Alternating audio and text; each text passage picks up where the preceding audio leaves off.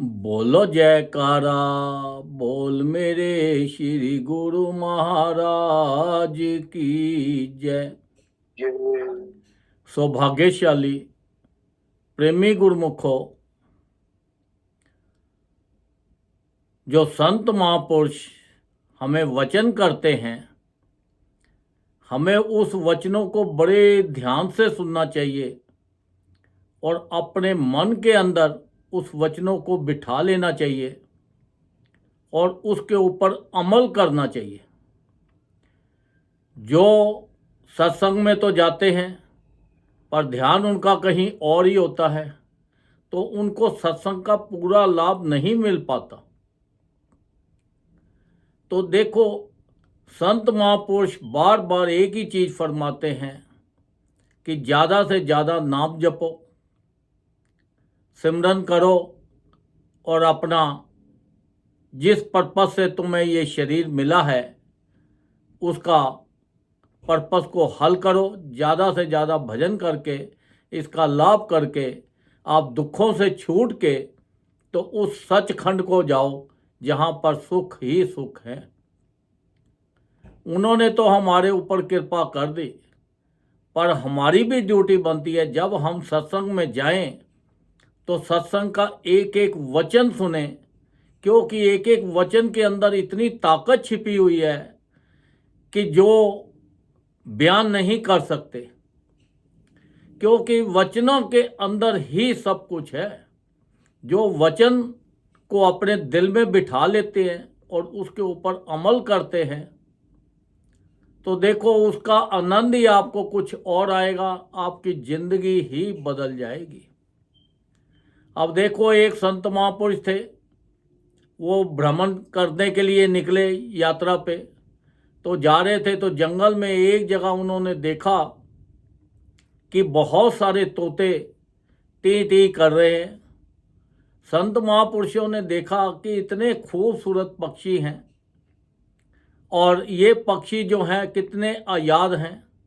अगर ये पक्षी को कोई शिकारी आया तो इनको अपने जाल में फंसा के ले जाएगा और सारी जिंदगी इनकी जाल में, जेल में ही फंसी रहेगी। उस पिंजरा भी क्या होता है, एक जेल ही है। तो सारी जिंदगी इनकी उसी में गुजर जाएगी।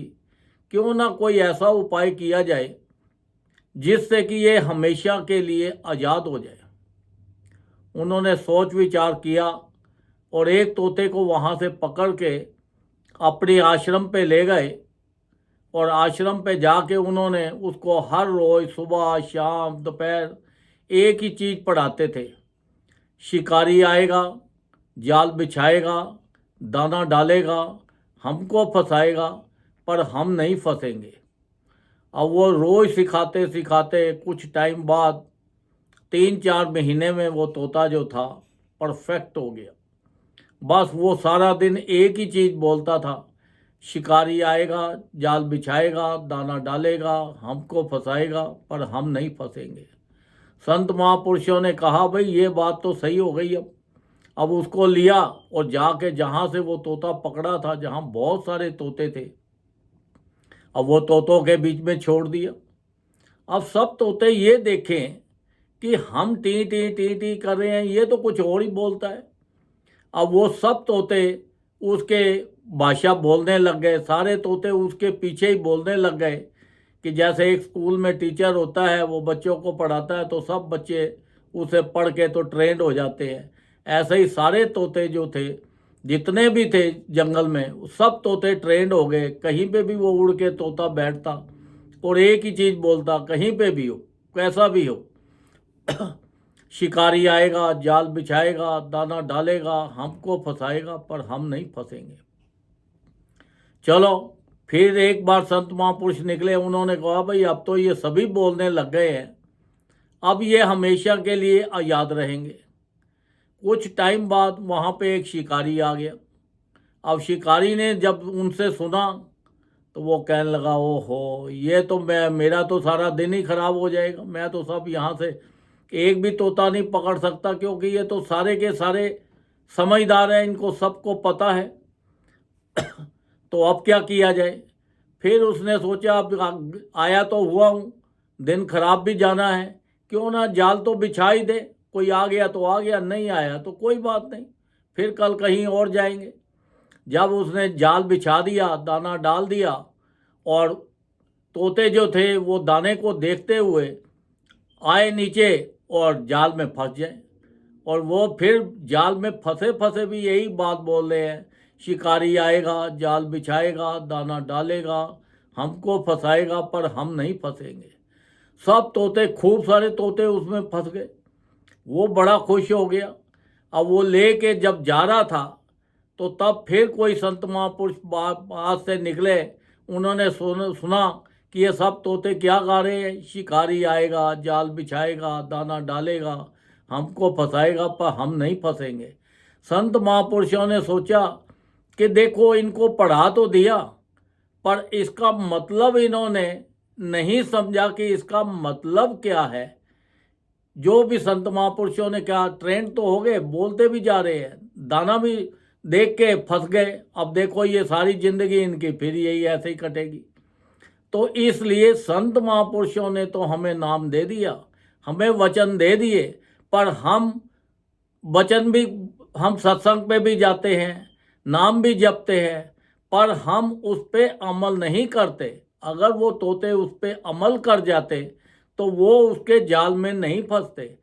ऐसे ही ये खूबसूरत संसार के अंदर हम भी दाना देखते हैं, हम भी ये देखते हैं कि भैया ये बिजनेस करेंगे तो इससे बहुत हो जाएगा, ये शादी करेंगे तो इससे बहुत बढ़िया हो जाएगा, ये बच्चे बड़े हो जाएंगे तो इससे बहुत बढ़िया हो जाएगा, हम ये धन कमाएंगे तो बहुत बढ़िया हो जाएगा।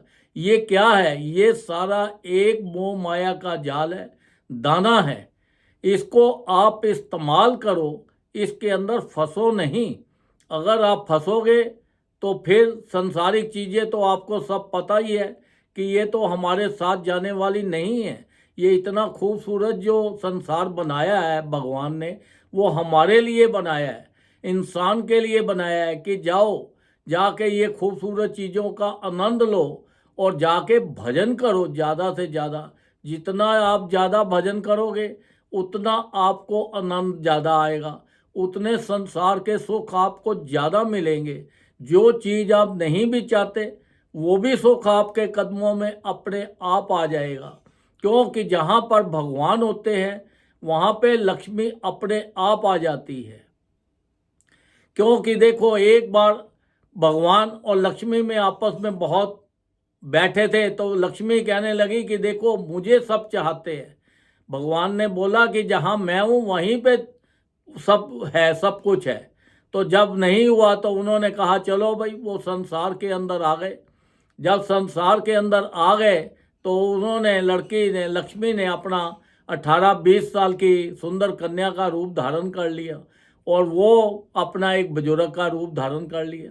तो उसने बोला भगवान से, हाँ जी देखना है। उन्होंने बोला जाओ। उसने एक बड़ा अच्छा खूबसूरत लड़का देखा, उससे आंख मिलाई और जैसे ही उसके पास गई और वो मर गया। उन्होंने फिर दूसरे के पास गई, वो भी मर गया। तीसरे के पास गई, वो भी मर गया। क्योंकि परमात्मा ही सब जगह पे है, वही हमारे अंदर है। उन्होंने अपनी जब ताकत खींच ली तो फिर वो कहाँ रहेगा, वो तो मिट्टी हो गई। सारे शहर में हो गया, डंडोरा पिट गया, डैन आ गई, डैन आ गई, सब जगह लोग उसको पत्थर मारे, कोई कुछ करे, कोई कुछ करे। वो इतनी परेशान होके तो फिर भगवान के पास आ गई, कहती है मुझे बचाओ, मुझे बचाओ। तो भगवान ने बोला, देख लिया लक्ष्मी, संसार में तुझे कितना चाहते हैं, जहाँ पर मैं हूँ वहीं पे ही तू रह सकती है। तू अपना अकेली कहीं नहीं रह सकती, तुझे कोई नहीं चाहता, क्योंकि जहाँ पे मैं जाऊँगा वहाँ पे ही तू खुद अपने आप ही चली आएगी। तो इसलिए संत महापुरुषों ने हमें नाम जो दिया है, जितना ज़्यादा हम नाम जपेंगे तो लक्ष्मी हमारे पीछे पीछे अपने आप ही आ जाएगी। क्योंकि जहाँ पे लक्ष्मी होगी वहाँ पे संसार के सारे सुख भी होंगे, हर संसार की हर चीज़ होगी। तो ये नाम के अंदर इतनी ताकत है। तो हमें जो ये संत महापुरुषों ने इतनी कृपा करके हमें ये जो नाम दिया है, हमें ये सत्संग में जाए तो बड़े ध्यान से सत्संग सुने, फिर उसके ऊपर अमल भी करें, तो देखो हमें कितना लाभ मिलेगा, कितना आनंद आएगा। संत महापुरुषों ने तो देखो कितनी अपार कृपा कर दी ये जीव के ऊपर। क्योंकि देखो उन्होंने बोला कि ये इतना मोह माया का जाल है, इतना खूबसूरत संसार है, लोगों का मन तो भजन में भी लगना नहीं है, क्योंकि वो संसारिक चीज़ों में फंसे रहेंगे। इसलिए उन्होंने 5 नियम बना दिए, श्री आरती, पूजा, सत्संग, सेवा, सिमरन और ध्यान। जो श्रद्धा सहित करे निश्चय हो कल्याण। वो कहते हैं जिन्होंने, जिस परिवार में ये 5 नियमों का पालन होता है वहाँ पर भी किसी चीज़ की कोई कमी नहीं रहती। तो इसलिए उन्होंने देखो हमारे ऊपर इतनी अपार कृपा की, हमें कम से कम भी 5 नियमों का पालन जरूर करना चाहिए। तो देखो संत महापुरुषों की तो इतनी अपार कृपा है, वो तो हर जीव को कहते हैं कि ये दुखों से बचने के लिए, क्योंकि संसार एक दुखों का एक स्थान है। यहाँ पर हम जिस चीज़ में भी सुख ढूंढते हैं वो चीज़ों में सुख नहीं है, हर चीज़ के अंदर ही उसका एंड देखो दुख ही दुख मिलेगा। तो इसलिए संत महापुरुष फरमाते हैं हर जीव को कम से कम 2 घंटे रोज भजन करना चाहिए।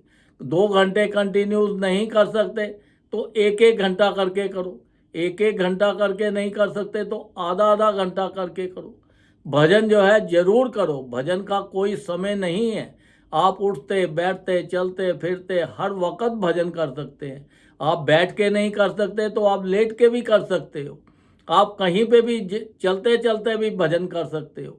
आप अपना बिजनेस कर रहे हो तो आपका ध्यान बिजनेस में भी हो, उस परमात्मा की तरफ भी हो। देखो आपका बिजनेस कितना ज़्यादा और आपको फलीभूत होगा। तो जहाँ पे पर आपको बताया कि जहाँ पे परमात्मा है वहीं पे इस संसार की हर चीज़ अपने आप आ जाती है। कभी आप अपने साए को पकड़ने की कोशिश करो, बाहर धूप में निकलो तो आपको अपना साया नज़र आएगा। साए को पकड़ने की कोशिश करो, क्या वो पकड़ सकते हो साए को? कभी नहीं पकड़ सकते। अगर आप उसके अगेंस्ट उल्टी तरफ चलोगे तो आप साए जो साया है वो आपके पीछे पीछे आ जाएगा। तो आप ये संसारिक चीज़ों के पीछे ज़्यादा मत भागो, बस अपने कर्म करो, अपनी मेहनत करो, ईमानदारी से करो, ऑनेस्टी से करो। फिर देखो ये सब चीज़ें तुम्हारे कदमों में अपने आप चली आएंगी। क्योंकि जहाँ वो कहता है जहाँ सुमति वहाँ संपत्ति नाना, जहाँ कुमति वहाँ विपत्ति निदाना। जिस परिवार के अंदर सब मिल के खुशी से रहते हैं वहाँ सुख संपत्ति हर चीज़ रहती है। तो जहाँ पे जिस परिवार में लड़ाई झगड़ा क्लेश आपस में होगा तो वहाँ पे तो फिर दुख ही दुख होते हैं। परिवार क्या, किसी भी जगह पे आप देख लो, अगर आप सुख चाहते हो तो सत्संग में ही आपको सुख मिलेगा, अच्छी जगह पे सुख मिलेगा। आप कहीं लड़ाई झगड़ा हो रहा हो तो क्या होता है, वहाँ पे तो जाके सुख नहीं मिल सकता लड़ाई झगड़े में। तो इसलिए संसार जो है ये दुखों का स्थान है, देखने में बहुत खूबसूरत है। तो इसलिए संसार के अंदर अपना कर्म करो, ईमानदारी से मेहनत करो, खूब पढ़ो लिखो, खूब धन कमाओ और संसार का खूब एंजॉय करो और ज़्यादा से ज़्यादा भजन करो। अपने परिवार में सब इकट्ठे होकर मिल के चलो, एक दूसरे की बात मान के चलो। जब एक दूसरे की बात मानोगे तो देखो उस परिवार में कितना आनंद आएगा। अगर आप एक कहता है कि मुझे ये करना है, दूसरा कहता है ये करना है, तो फिर वो बात नहीं बनती। ये देखो कि अगर कोई गलत भी परिवार में अगर बोल जाता है तो उस वक़्त उस टाइम चुप करके उसको आराम से प्यार से समझाओ कि देख भाई ये रास्ता गलत है, इस रास्ते से नहीं, इस रास्ते से चले तो हमारे लिए ज़्यादा अच्छा है, तो वो भी मान जाएगा। तो संसार के अंदर खुशियाँ ही खुशियाँ रहेंगी। सब आपस में मिलजुल के और ज़्यादा से ज़्यादा इकट्ठे होके परिवार वाले जितना ज़्यादा भजन करेंगे उतना ही संत महापुरुषों को भी प्रसन्नता होगी और हमारे भी जीवन में लाभ मिलेगा। हमारा लोक भी सुखी हो जाएगा और हमारा परलोक भी सुखी हो जाएगा और हमारे ज़िंदगी के अंदर खुशियाँ ही खुशियाँ। जब हम संसार से जाएंगे, जाना तो देखो सभी ने है, कोई भी ऐसा नहीं है कि जो कहे कि मैंने नहीं जाना। चाहे हम कितना परमानेंट इस संसार को मान लें, पर परमानेंट नहीं है। हमारी ज़िंदगी का कोई वक़्त नहीं है, कब किस वक़्त कब हम इस संसार को छोड़ के चले जाए। तो जब जाते हुए तो अगर हमें संत महापुरुष श्री गुरु महाराज जी, हमें परमात्मा खुद आप आके लेने आए तो उसमें हमें कितनी खुशी होगी। जैसे आप किसी के परिवार में जाते हो तो वो आगे आपकी रिस्पेक्ट करे तो आपको कितनी खुशी होती है। अगर आप विदेश से जाते हो तो एयरपोर्ट पे कोई आपको लेने आता है तो कितनी खुशी होती है। अगर अपने आप जाओगे, धक्के खाते जाओगे तो आपको कैसा लगेगा। तो ये संसार से जब जाए तो वो परमात्मा हमें खुद अपने साथ लेके जाए, अपनी खुशी के साथ जाए। ऐसा ना हो कि हम दुखों में फिर फंस जाएं, फिर 84 लाख योनि में फंस जाएं। इसलिए ज़्यादा से ज़्यादा भजन करो और संत महापुरुषों के जो वचन हैं उनके ऊपर अमल करो, ताकि इस लोक में भी खुशी मिले, परलोक में भी खुशी मिले। हर तरह से खुशियाँ ही खुशियाँ हो और जीवन का पूरा पूरा लाभ मिले। बोलो जयकारा, बोल मेरे श्री गुरु महाराज की जय।